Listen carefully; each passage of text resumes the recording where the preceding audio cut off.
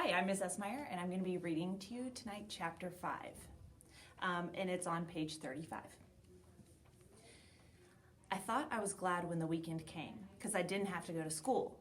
But then Bertha told me we were going to church on Sunday. I hadn't been to church since I was little. Scrappy never wanted any part of it, calling those people do-gooders and Bible thumpers. But Mom took me and Jackie for a while. I didn't remember much about it except Jackie whining and complaining on the way there until Mama slapped her legs and told her to hush up. But then Mama got too nervous to drive and wouldn't take off her bathrobe or even comb her hair, so we stopped going. When I walked into Bertha's kitchen on Sunday morning, she looked me up and down and said, "Oh dear." She wiped her hands on her apron. "Do you have a dress?" I looked down at my jeans that were too short and my t-shirt that used to be Jackie's and shook my head. Bertha flapped her hand at me. "Well, that's okay. We'll go shopping this week." Then Gus came into the kitchen, and I didn't hardly even recognize him. He had on a coat and tie. Instead of his usual muddy boots, he wore lace-up black shoes, buffed and shiny. He could have passed for one of those fancy rich bankers over in Raleigh, except for the garden dirt under his fingernails, and his hair squashed flat from his baseball cap. He sat at the kitchen table, and Bertha kissed his cheek. "Well, look at you," she said, making him blush and swat her hand off his shoulder. He kept pulling at his collar and wiping the sweat off the back of his neck. After breakfast, we headed down the mountain to Rocky Creek Baptist Church. When I got inside, I knew right away why Bertha had said, "Oh dear," when she saw me that morning. The other girls in church wore dresses. I couldn't look anybody in the eye, knowing my face was beet red and my jeans were all wrong. I sat on the hard wooden pews, sandwiched between Gus and Bertha. While the organist played church music, more and more people filed in, smiling and nodding at one another. Then Bertha poked me and whispered, "There's the Odoms." I glanced up to see Howard and his family carrying their Bibles and making their way to the pew across the aisle. 5 boys with slicked down hair, poking each other and clomping too loud in their Sunday shoes. Their mama chatted with folks, asking about their sick grandmas and making on over their babies, while their red-headed daddy mopped his face with a handkerchief. After a prayer and a hymn, the kids had to go to their Sunday school classes. Imagine my surprise when I got to my class and there was Audrey Mitchell. She looked at me all wide-eyed like I was a Martian right off a spaceship. I sat as far away from her as I could, and then Howard came in with his up-down walk and sat next to me. Our Sunday school teacher was a gray-haired, wrinkly-faced woman named Mrs. Mackey. She didn't waste 1 minute telling everybody that my name was Charlie Reese, and please welcome me to their church family. Then she taught us a song called "Good Old Noah." Howard sang louder than anybody, and personally, I thought it was a little embarrassing, but nobody seemed to pay him no mind. After that, Mrs. Mackey told us we were going to play a game called Bible Detective. She would read questions from her Bible Detective cards, and whenever you got one answer right, you got a Bible buck. When you got enough Bible bucks, you could cash them in for a prize. While she read the questions, the boys fidgeted and the girls whispered and giggled in their dresses, while I kept quiet in my ugly jeans. "How many braids were in Samson's hair?" "Name the man who went down into a pit on a snowy day to kill a lion." "In what book, chapter, and verse can we read about a winner of a beauty contest becoming a queen?" Howard's hand shot up every time, but I knew for sure I was never going to win any Bible bucks. After Sunday school, all the grown-ups and kids gathered in the fellowship hall. Bertha paraded me around like I was a beauty queen, introducing me to everybody and making on over me and saying how lucky she and Gus were to have me staying with them. People nodded and said, "Ain't that nice?" and stuff like that. But I bet they were wondering why my own mommy and daddy Mama and Daddy couldn't take care of me. And didn't I know girls don't wear jeans to church?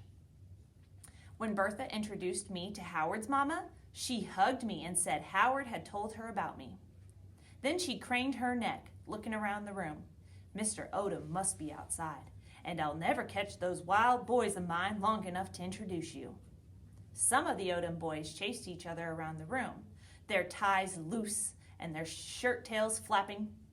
They grabbed brownies off of the paper plates while Howard showed everybody his Bible bucks. But you come on by the house any time, okay? Mrs. Odom said. Bertha grinned at me. Now, wouldn't that be nice, Charlie? I nodded and said, yes, ma'am, because I knew that's what I was supposed to say. When we finally climbed into the car and headed back up the mountain towards home, I scanned the woods and yards along the way, hoping I'd see that stray dog again, but I didn't. What I did see, though, was a truck full of hay. Jackie's friend Casey told me if you count to 13 when you see a truck full of hay, you can make a wish. So, of course, that's exactly what I did. I'm on page 40. Things at school seem to get worse every day. My homework papers came back all marked up by Mrs. Willoughby in red pencil with notes like, see me, and try again. Sometimes I didn't even do my homework. It seemed like a waste of time since I wasn't going to be there much longer. Once in a while, Bertha asked me if I had some homework, and I was pretty good at just shrugging and changing the subject. Besides, I was getting used to marked up papers like that because back in Raleigh, I wasn't exactly student of the year. Jackie was the only one who ever fussed at me for not going to school or not doing my homework, but I reminded her that she was not my mother, so she should leave me alone. When my teacher called the house to tell Mama how bad I'd done on a math test, or to ask why I hadn't turned in my book report, Mama would holler and carry on for about 5 minutes, and then she'd throw up her skinny arms and heave a big sigh before she said, "What's the use?" And then she'd shuffle out of the room in her bedroom slippers, muttering about how she didn't deserve that aggravation. At last in Raleigh, I had friends at school. At least in Raleigh I had friends at school. But here, when I sat at the table in the cafeteria, girls made faces like they smelled something bad and slid their trays away from me. Most days, I pretended like I had a stomach ache, and I spent the afternoon in the nurse's office drawing more stars and hearts on my arm with a marker. At recess, Howard followed me around, reminding me that he was my backpack buddy and asking questions a mile a minute. Did you ever visit your daddy in jail? Why ain't your sister here too? You want some of my Bible bucks? Sometimes I answered him, and sometimes I didn't. The thing about Howard was, everything just rolled right off him. It seemed like nothing bothered him one little bit. It was clear that nobody at school wanted much to do with him, but he didn't seem to mind. His brother Dwight was always surrounded by cussing, punching, ball-tossing, fist-bumping boys, but Howard never joined them. A couple of times, when I rode into town with Gus and Bertha, I'd see his older brothers, Burl and Lenny, tossing a football or shooting hoops with their friends, but Howard would be sitting on the steps scribbling in a notebook, or over by the garage, fiddling with his bicycle. Bertha had commented about him one day when we drove by. That poor boy is too much of a loner, she said. Nothing wrong with that, Gus said. Bertha shook her head. Not for a child. Children need friends, Bertha sighed. I don't get it. He's just as sweet as he can be. I bet it's 'cause of his up-down walk, I said. Well, that's mean, she said. She turned around to face me. You're going to make so many new friends here in Colby, Charlie, I just know it. I stared out the window and pretended like I wasn't even listening to her go on about things I could do, like the Girl Scouts and 4-H. She told me about her friend, Janelle, who lived in Fairview and had a daughter my age. We would visit them some Saturday if I wanted to, or maybe we could go to the mall down in Asheville. and on she went, talking as if my life in Colby was going to be like living at Disney World. "You're going to talk that girl's head plumb off, Bertie," Gus said. Bertha laughed and slapped him playfully on the arm. "Where do you think that dog is?" I asked Gus. "Could be anywhere," he said. "That mutt gets around." I'd been looking everywhere for that stray dog.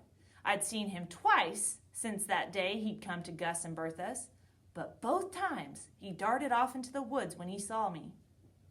"He sure loves my meatloaf, I can tell you that," Bertha said. "He licks that pan clean and then hightails it out of there so fast I hardly get much of a glimpse of him." I leaned back against the seat and sighed. I bet I was never going to catch that dog. And what if I did? Could I really keep him? Mama would probably have a hissy fit, but I bet Scrappy would call from jail and tell her to stop her yammering, to let me have a dog if I wanted one. Then, as we were turning onto the main road in town, I saw a black horse out in a field, eating grass and swishing its tail at flies. I shook my fist at it 3 times and made my wish. That was the rule for black horse wishing. If you see a white horse, just make a wish. But for a black horse, you have to shake your fist at it 3 times. I'd learned that one from Scrappy, which made me a little skeptical, but I did it anyway. Shook my fist and made my wish.